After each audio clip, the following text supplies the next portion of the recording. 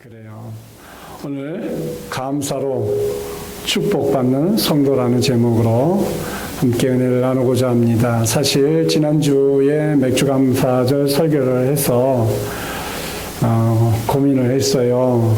그래서 우리가 맥주감사절만, 부활절만, 추수감사절만, 성탄절만 감사하는 사람이 아니라 1년 내내 우리 삶 속에 감사로 살아가면 얼마나 행복할까.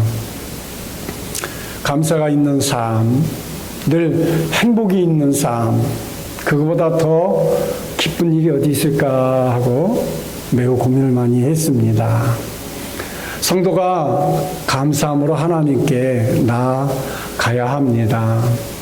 왜? 감사는 결코 졸업이 없는 과정이기 때문에 그렇습니다. 어떤 일정한 과정을 지나면 공부 잘했던 못했던 다 졸업을 시켜주잖아요. 그죠? 유치원도 과정이 있고, 초등학교도 과정이 있고, 중학교도 과정이 있고, 고등학교도 과정이 있고, 대학교도 과정이 있고, 그런 과정들이 다 있어요. 그런 과정을 거치면 빛나는 졸업장을 주잖아요. 근데 감사는 결코 졸업장이 없는 우리 주님 나라 갈 때까지 끊임없이 우리가 감사하고 행복해야 하지 않겠습니까? 사람이 얼마나 행복한가는 그의 감사의 깊이에 달려있다. 이렇게 얘기를 했어요. 너무 마음에 와닿지 않습니까?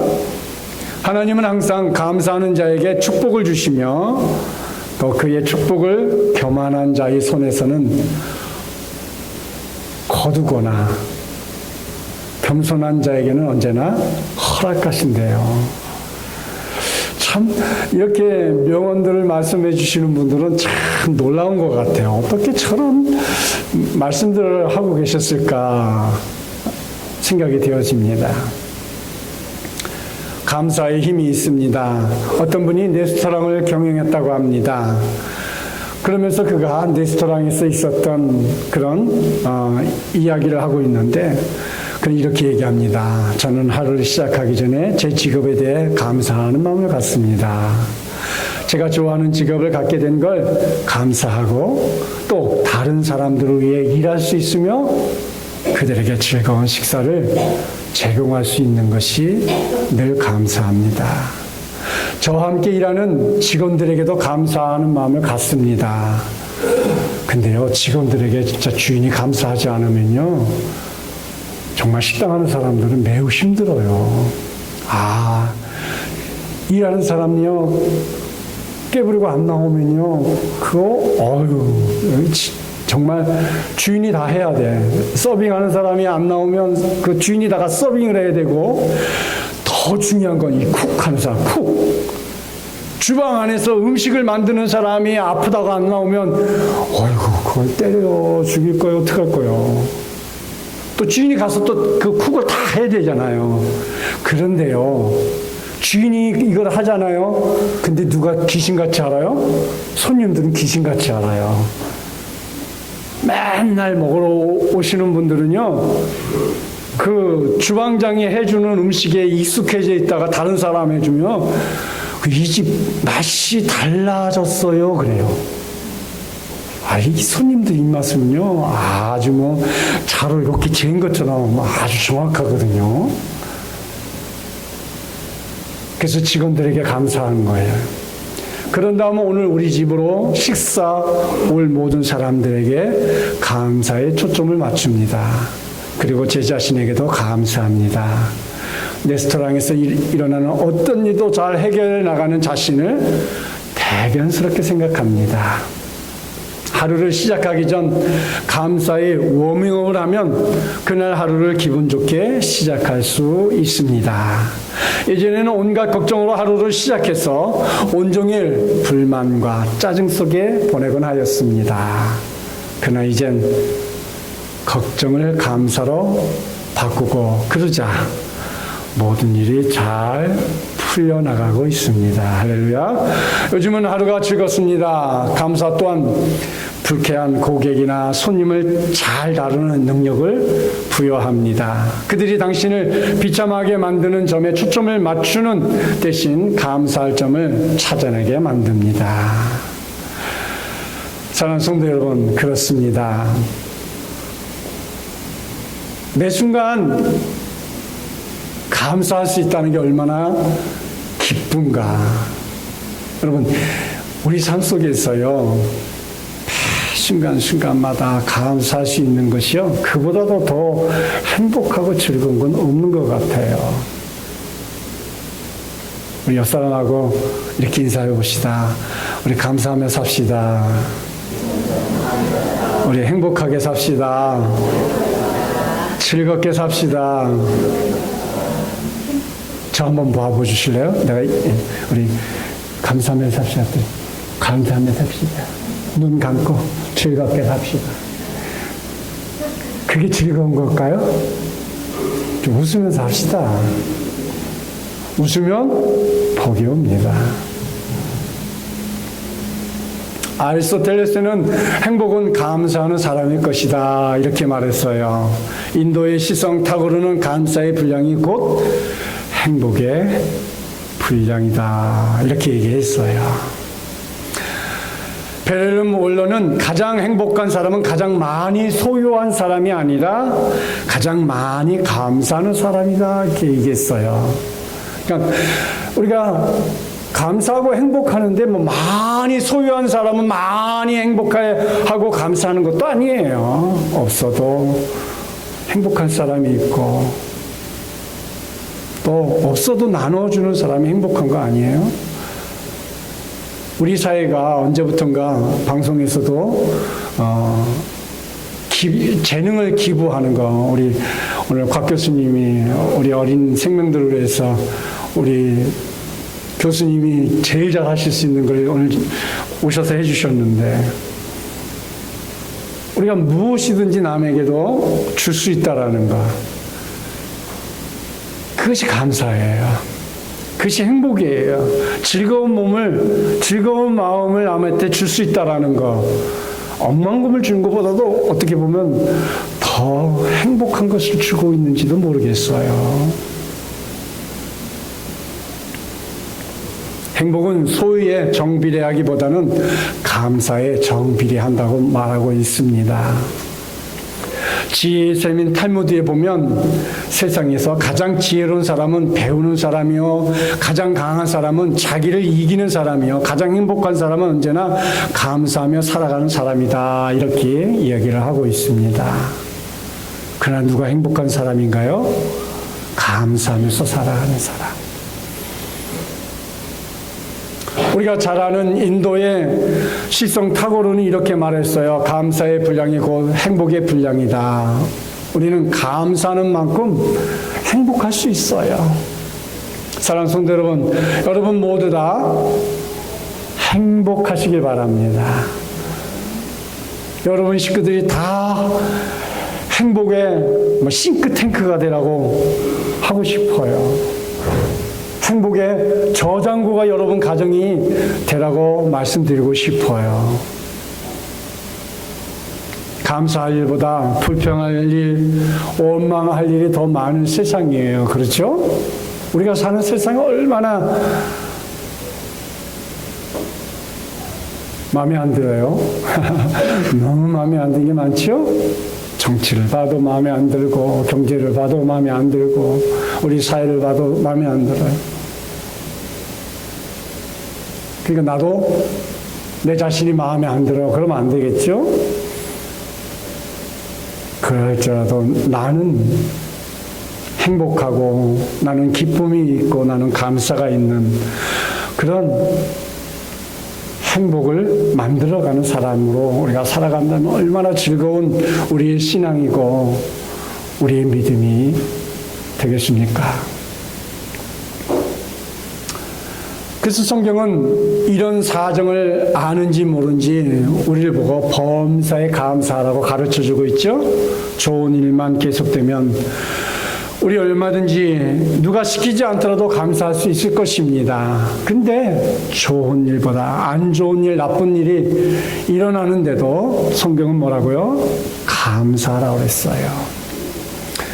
오늘 본문에 한 가정이 나오죠. 우리가 잘 알고 있는 이 가정의 행복과 불행이 교차해서 찾아옵니다. 엄마와 아들이 사는 이 가정에 찢어지게 가난한 점이 이 가정이었습니다. 엘리야의 기도로 가난에서 벗어날 수가 있었습니다. 근데 그 기쁨도 한순간 어느 날 아들이 갑자기 죽어버립니다. 그동안 남편 없이 믿고 의지하던 아들이었습니다. 근데 그 아들이 그만 죽었어요. 하늘이 무너지는 것 같죠? 이 아들이 어떤 아들인데? 뭐 꼭 외아들만이 이 가정에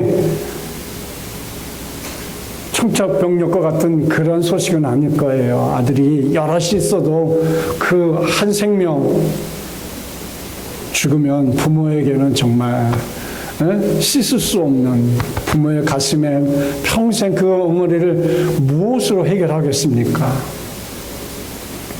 지금까지 어머니와 함께 너무도 가난하게 비참한 그런 내 끼니를 걱정하며 살았던 이 엄마에게 그 아들은 정말 무엇으로도 바꿀 수 없는 그런 아들이죠.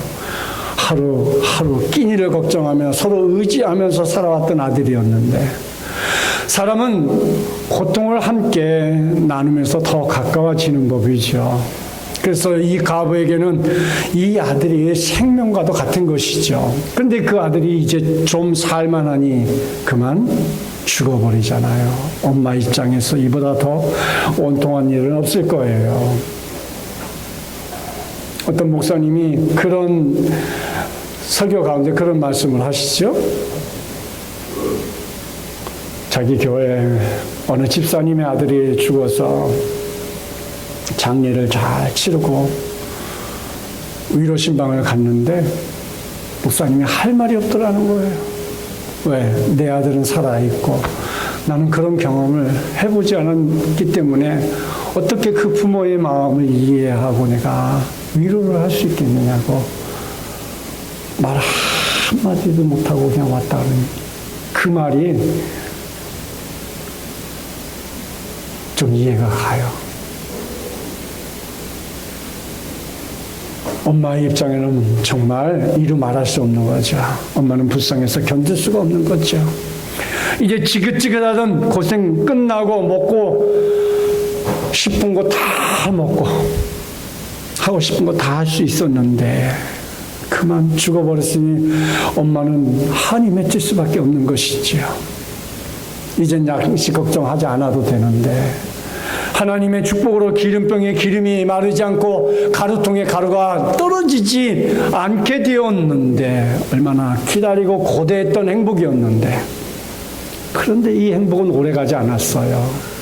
호사다마라는 말이 좋은 일에는 나쁜 일도 뒤따라온다는 말처럼 멀쩡하던 아들이 갑자기 죽은 것이지요.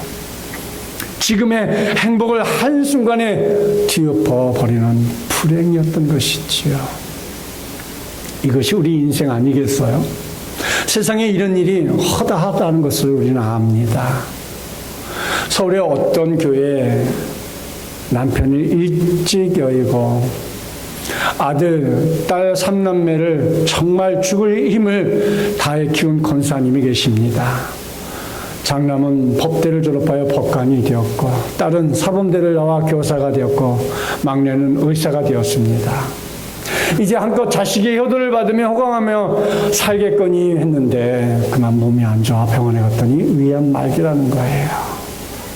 금방 혼수 상태에 빠졌습니다.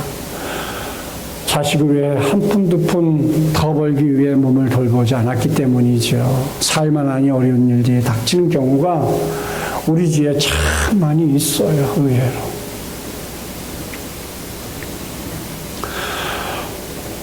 따라서 지금 우리가 행복하다고 해서 이 행복이 끝까지 계속될 것이라고 여러분 낙심하지 마세요. 또 반대로 불행이 찾아왔고 그래서 비관해서 극단적인 선택을 하려고 하는 사람들도 많이 있다는 거죠. 그러지 마세요. 행복하다고 교만하지도 말고 불행하다고 낙심하지도 마시길 바랍니다. 왜 그런가요?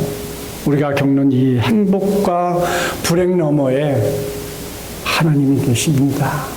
주님은 언제나 내 편이세요. 우리 편이세요.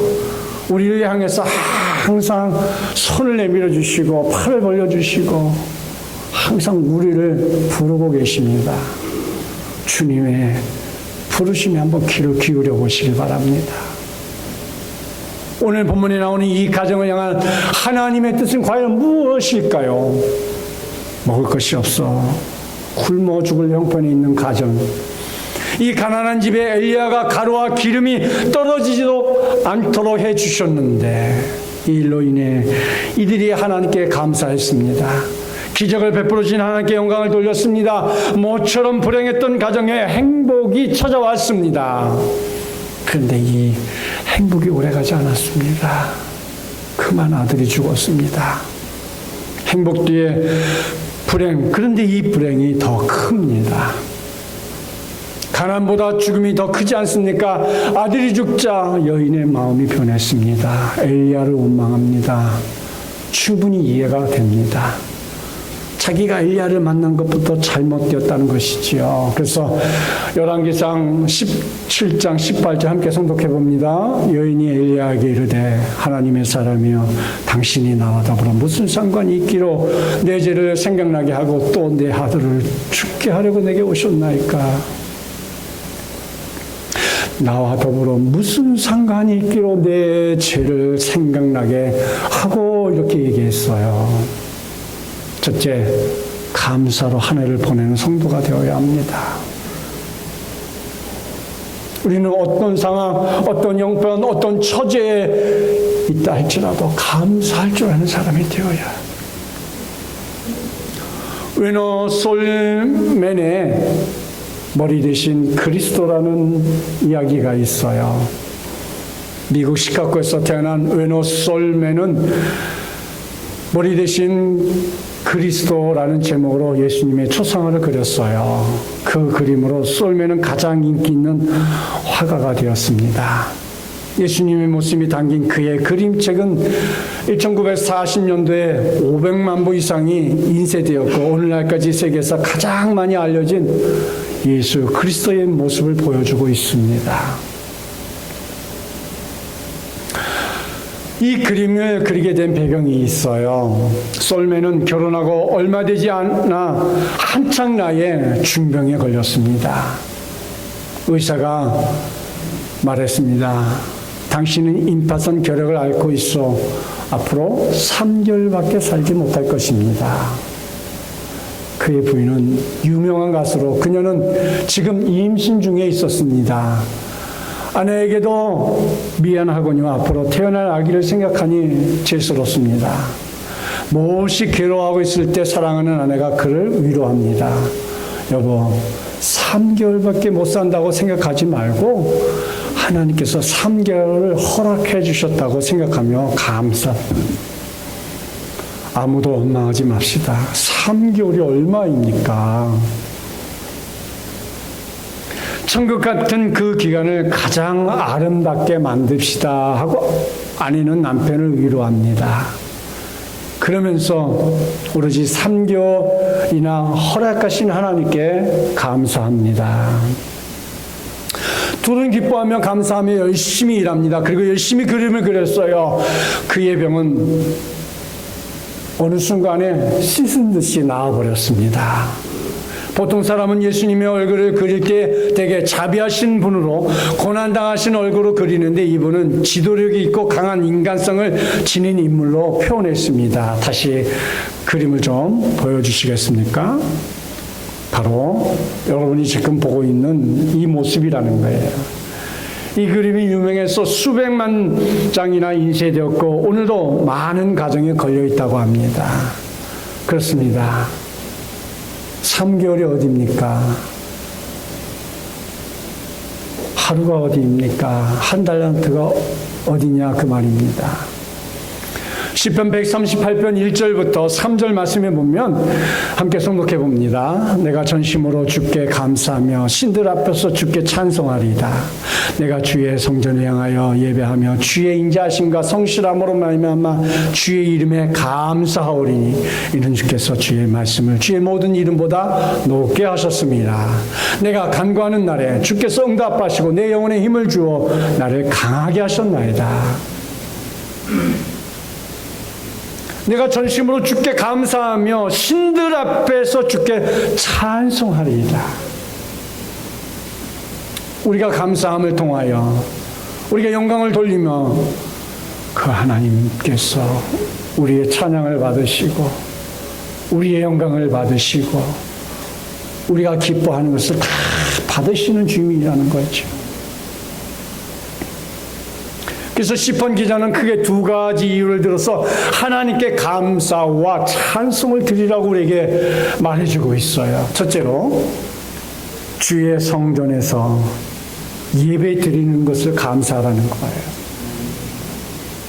우리가 드리는 이 짧은 예배에 우리 하나님이 얼마나 기뻐하시는지 여러분 아세요? 우리의 이 예배를 우리 주님이 온전히 음행하신다고 생각해 보십시오. 주님이 이 시간에 임재하여서 사랑하는 누구누구야, 사랑하는 아들 누구누구야 하면서 우리를 지금 바라보고 계실 거란 말이에요. 우리는 지금 온전히 주님 앞에 우리의 온 마음 다해서 지금 주님 앞에 예배드리는 거예요.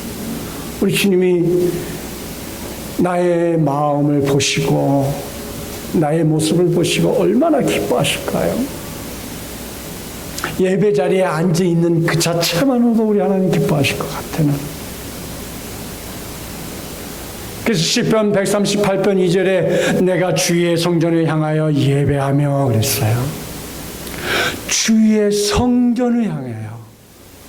다니엘이 그랬잖아요. 다니엘이 주의 성전을 향하여서 날마다 그가 기도했어요. 그러니까 하나님은 주님의 성전을 향해 예배하고 기도하는 우리 성도들 다 기억하고 있는 거죠. 우리가 2017년 한 해 동안 건강함에 주님의 성전에 예배하러 올라와서 1년을 예배드리고 산 것을 우리는 감사해야 되는 거예요. 매 순간순간마다 주님 앞에 건강한 모습으로 예배 드리러 올 수 있다는 게 여러분 얼마나 감사한 일인지 여러분 아세요? 저는 10여 년 전에 서울대학병원에서 심장수술을 할 때 주일날 침대에서 누워서 오늘 예배를 드리겠지 하고 교회 못 가는데 그렇게 슬프더라고. 하나님 전에 나와 예배 드릴 수 있다는 게 얼마나 큰 축복인데요. 여러분 정말 큰 중병 걸려서 못 오는 사람들도 무척 많아요. 이 시간에 우리나라 종합병원은 병실이 없어요. 병실 뚫고 들어가는 게 하늘의 별따기처럼 어려울 정도로 그 수많은 사람들이 주일날에도 주님 전에 올라가고 싶어도 못 올라가는 사람들이 얼마나 많은데요. 예배드리러 교회 오는 것도 생명을 지켜줘야 하고 건강해야 하고 가정에 우한 질고가 없어야 이 자리에 앉을 수 있어요. 여러분의 가정에 부모님이 지금 위독하다고 그러면 예배 드리다가 말고도 코로면 정신없이 병원을 향해야 될 거 아니야. 생업이 흔들리지 않고 잘 되어 있으니까 여러분 이 시간에 마음 놓고 또 예배 드리잖아요. 매 주일마다 예배하러 하나님의 성전에 올라올 수 있다는 이 자체가 얼마나 큰 은혜요 축복이요 감사이지 이루 말할 수 없는 것이지요. 이사야 38장에 보면 히스기야 왕이 불치의 병에 걸려 숱한 시간을 고난당하며 주의 성전에 올라가 예배했습니다. 하나님께서 이사야 선지자를 통해서 사형 선고 받은 지 3일 만에 기적적인 치유를 허락하시니까 히스기야 왕이 제일 먼저 갈망하고 고백한 말이 무엇인지 아십니까? 이사야 38장 18절에 함께 성독해 봅니다. 수월이 주께 감사하지 못하며 사망이 주를 찬양하지 못하며 구덩이에 들어간 자가 주의 신실을 바라지 못하되. 수월이 주께 감사하지 못하며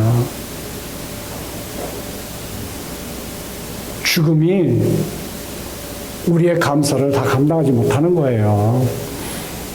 19절 말씀 봅니다. 함께 성독합니다. 오직 산 자 곧 산 자는 오늘 내가 하는 것과 같이 주께 감사하며 주의 신실을 아버지가 그의 자녀에게 알게 하리다. 20절 여호와께서 나를 구하시니 우리가 정신토록 여호와의 전에 수금으로 나의 노래를 노래하리로다. 우리 교인들 중에도 질병으로 치료받는 과정에 있는 분도 있고 또 우리 주위에 병원에 입원해서 진료받는 분들도 있지 않습니까?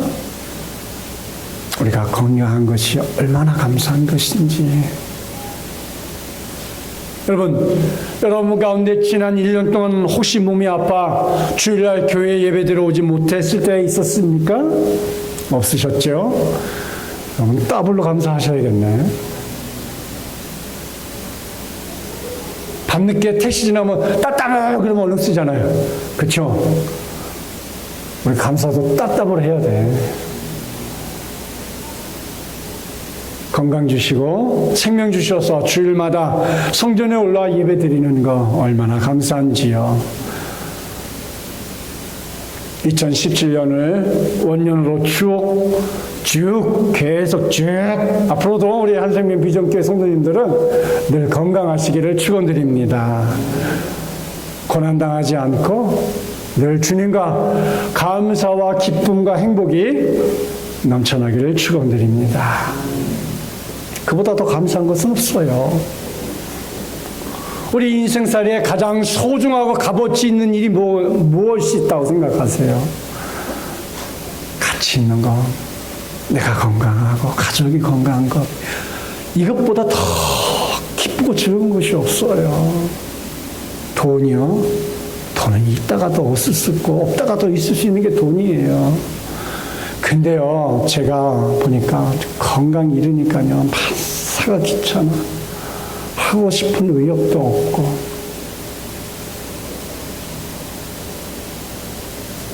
건강이 잃으니까요, 왜 이렇게 돈이 잘 나가는지요.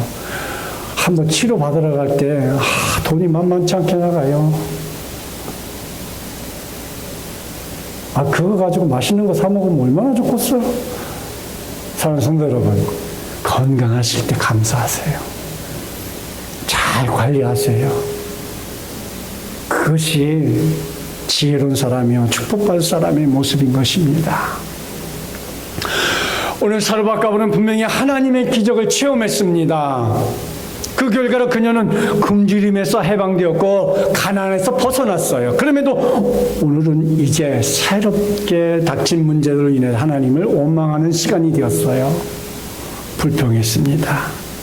하나님 내게 이러실 수 있느냐 항변합니다.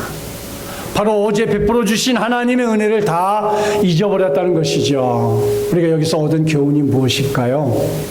우리는 행복이 오래가기를 원하지만 현실은 그렇지 못하다는 거예요. 행복이 오래오래 계속해서 한 번 온 행복은 끝나지 않고 계속해서 유지되면 얼마나 좋겠어요. 행복만 계속된다는 보장이 없습니다. 마치 바다가 잔잔하기만을 기대하는 것과 같지요? 바다는 언제 요동칠지 몰라요. 언제 파도가 불어닥칠지 모르지요. 마찬가지로 행복한 일 뒤엔 불행한 일도 뒤따르기 마련이죠. 그리고 불행도 마찬가지였어요. 파도가 무너지면 시간이 지나면 잔잔해집니다. 행복도 잠깐이지만 불행도 잠깐이에요. 모든 것이 다 잠깐이에요. 세월이 너무 빨리 흘러가죠. 글쎄 열왕기상 17장 18절 말씀에서 함께 성독해 봅니다. 여인이 엘리야에게 이르되 하나님의 사람이여 당신이 나를 더불어 무슨 상관이 있기로 내 죄를 생각나게 하고 또 내 아들을 죽게 하려고 내게 오셨나이까. 내 죄를 생각나게 했다 그랬어요. 그리고 내 아들을 죽게 하려고 내게 오셨나이까. 즉 하나님의 심판으로 자기 아들이 죽었다는 거예요. 불행의 원인은 하나님의 심판에 돌리고 있는 거예요. 그러나 여러분, 모든 불행을 하나님의 심판과 저주로 돌리는 일보다 어리석은 건 없어요.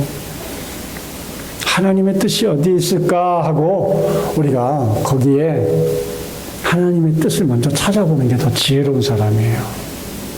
두 번째로, 기도의 응답을 주신 것에 감사해 보십시오.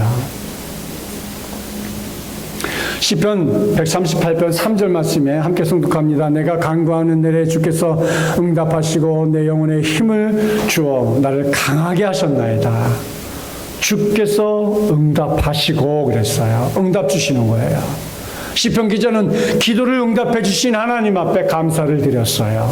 우리가 드리는 간구에 기도에 응답이 있다는 것은 바로 하나님이 우리는 인정해 주시고 있다는 증거가 되는 것이지요.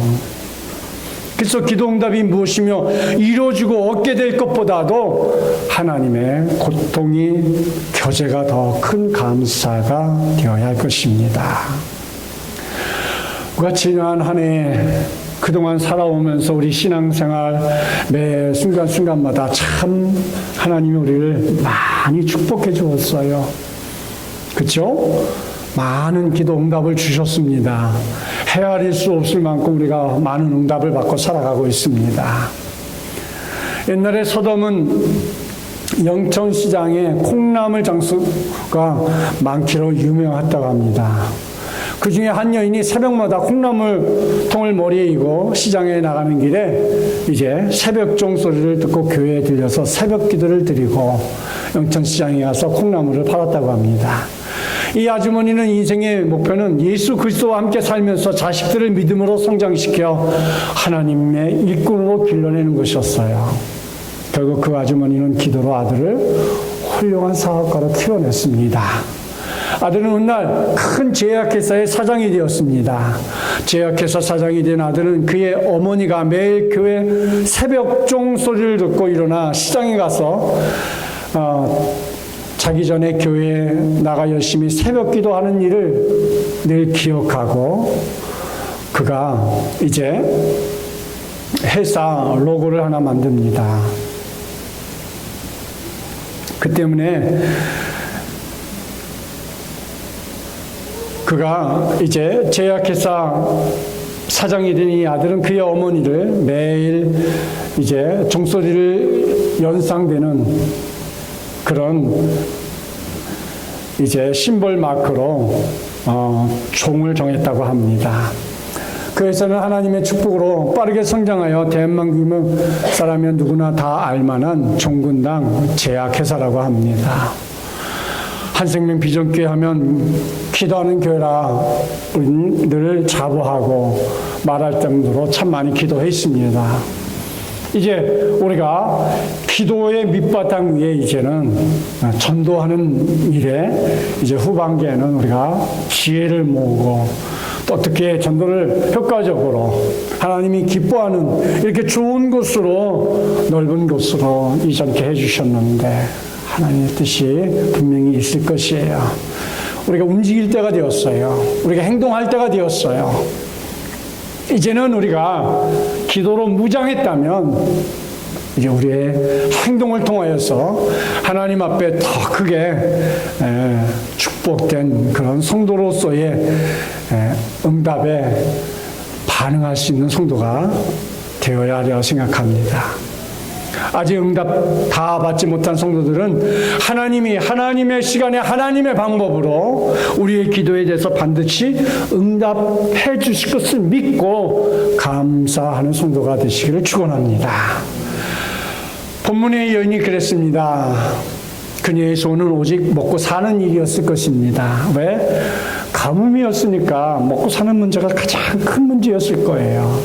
그녀의 형편으로서는 다른 데 관심을 둘 여유가 없었을 것입니다. 기름병에 기름이 채워지는 행복에만 관심이 있었을 것입니다. 이렇게 기름통에 기름이, 가루통에 가루가 가득 채워졌을 때 그는 더없이 행복했을 것입니다. 이 여인에게 있어서 감사의 조건은 양식의 풍성함이었을 것입니다. 우리도 그렇습니다. 이 여인처럼 가루와 기름통이 채워지면 그것으로 행복하다고 여기고 감사의 조건으로 삼습니다. 그러나 이런 삶이 계속된다고 봅시다. 내가 원하는 것은 무엇이든지 이루고 바라는 대로 성취가 되고 행복한 삶만 계속된다면 하나님과의 관계는 가까워질까요? 멀어질까요? 여러분이 기도한 대로 다 이루어졌어. 모든 것이 다 이루어졌으면 하나님과 관계가 가까워질까요? 멀어질까요?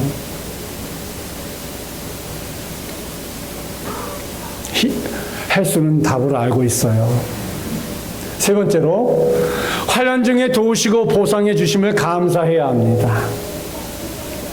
시편 138편 7절에 함께 성독합니다. 내가 환난 중에 다닐지라도 주께서 나를 살아나게 하시고 주의 손을 펴사 내 원수들의 분노를 막으며 주의 오른손이 나를 구원하리이다. 8절, 여호와께서 나를 위하여 보상해 주리이다. 여호와여 주의 인자심이 영원하오니 주의 손으로 지으신 것을 버리지 마옵소서.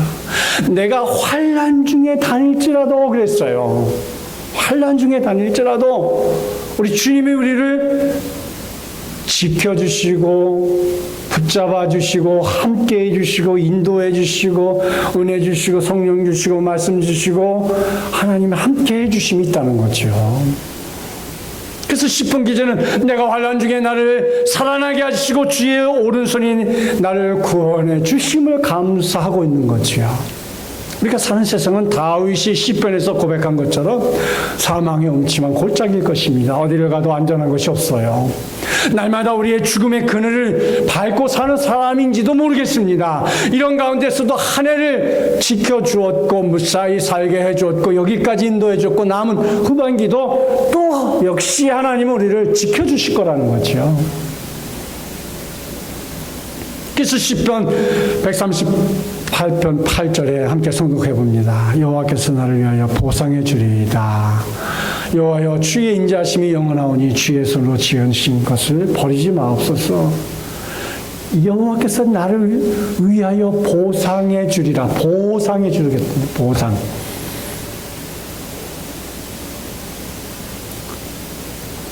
역사가 토인비 박사가 즐겨하던 이야기가 있습니다.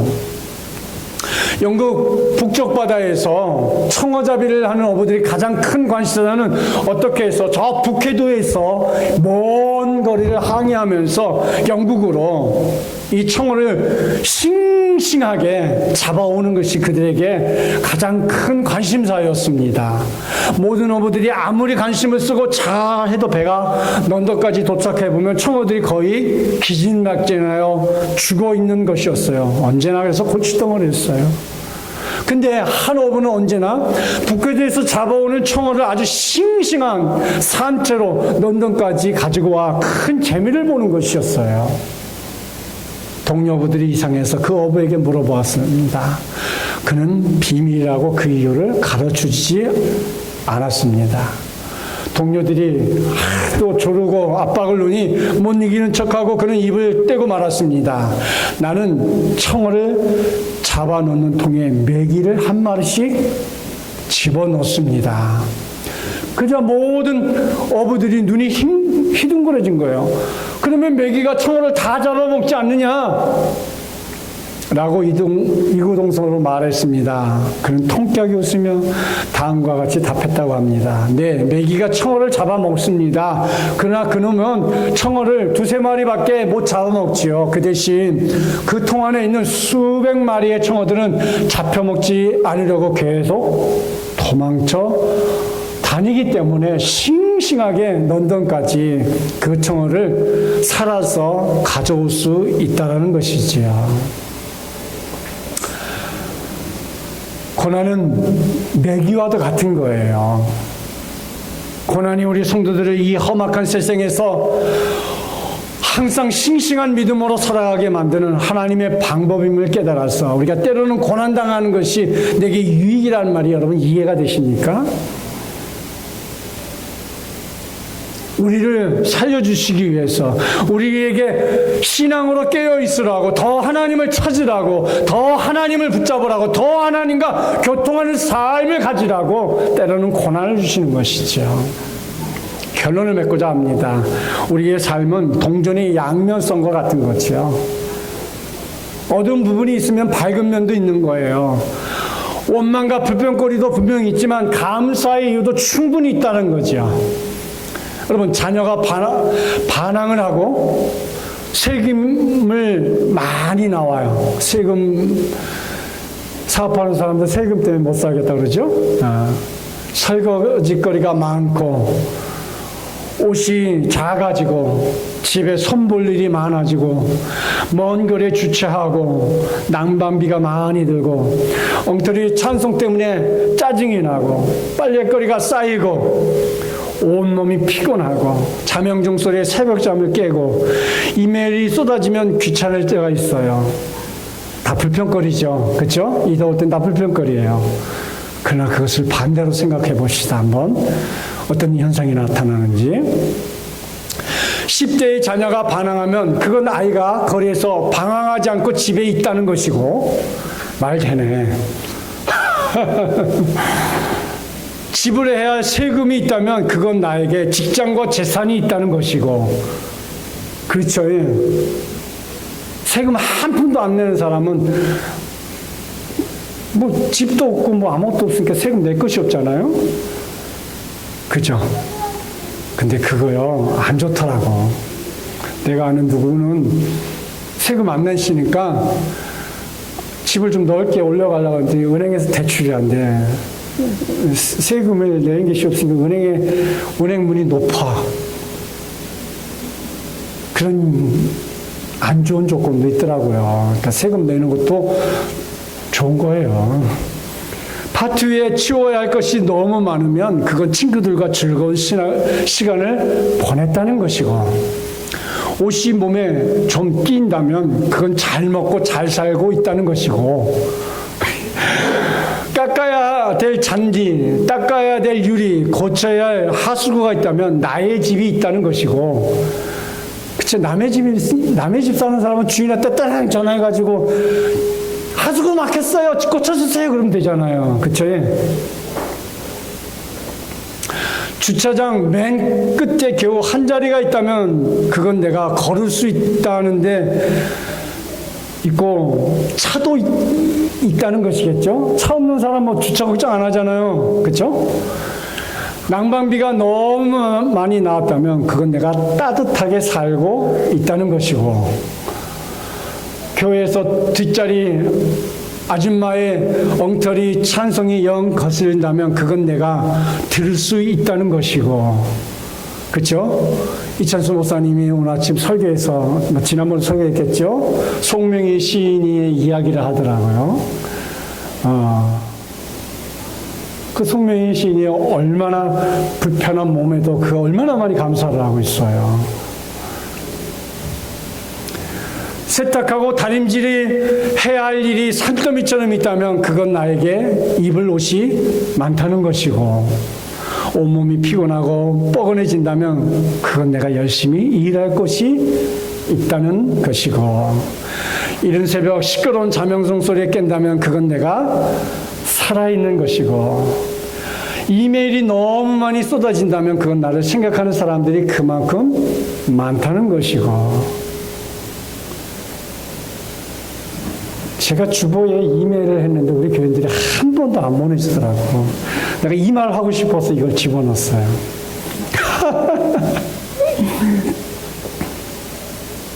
사랑하는 성도 여러분, 같은 상황과 여건이랄도 동전의 앞면과 뒷면 차이 아니겠어요?